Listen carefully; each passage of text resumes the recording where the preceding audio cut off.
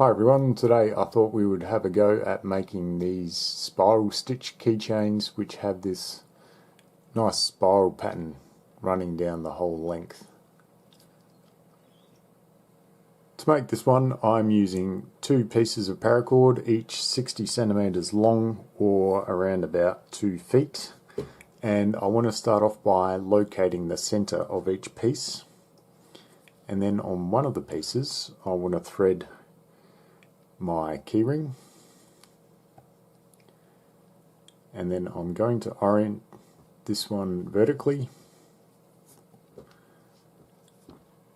and I'm going to take my other piece, place it on top horizontally, and then I can start making the keychain. I'm going to take this bottom strand over the left one,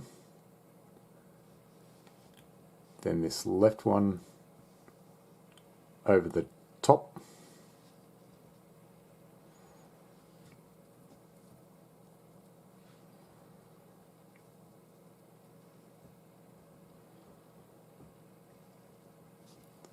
the top one over the right hand strand,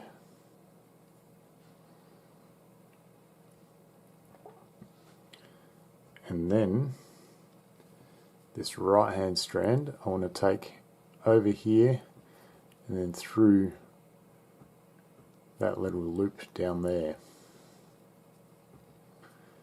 Now I can grab all 4 strands and tighten this whole thing down. You should end up with a little cross here, and you've trapped your keyring down the bottom there. So then make sure your strands are around about even. If they're not, you can just take slack out one side and feed it through the other.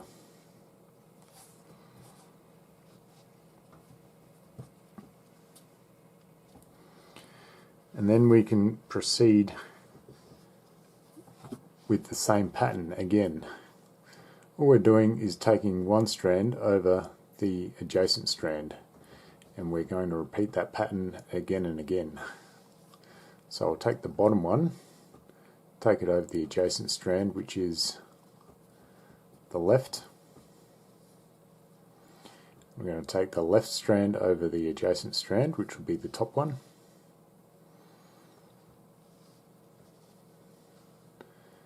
I can take the top strand over the adjacent one, which will be the right,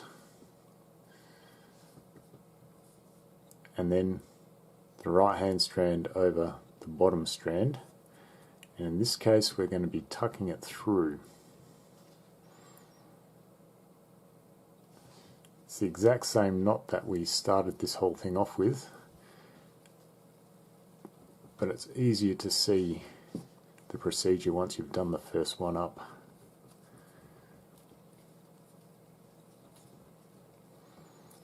We just need to tighten this down. And then I'll show you one more. We'll take the bottom strand over the left strand over the top one, the top strand here over the right one, and then the right strand over the bottom one, which will make it dive down through that loop, and then we just need to tighten it up.